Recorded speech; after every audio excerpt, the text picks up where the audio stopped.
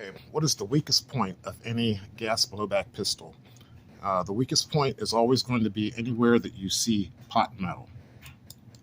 Like here, here, here.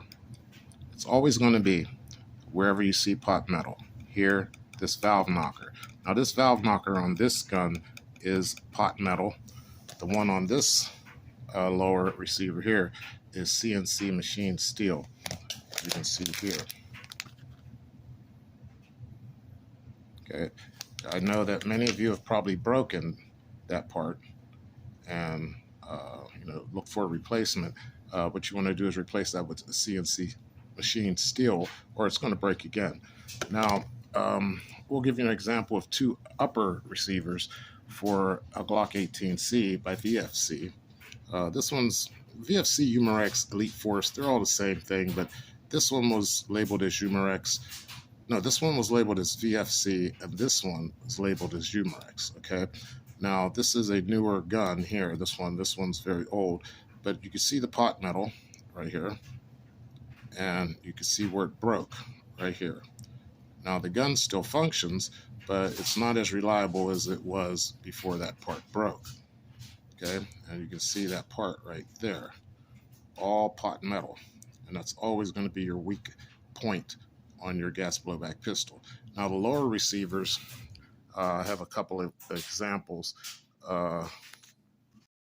what your weak point is, and it'll always be that valve knocker right there. So if you look at this is the one labeled as Humorex.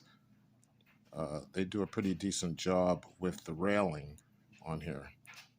It's not pot metal and it's not subject to break as easily. That's probably one of the points that rarely ever fail.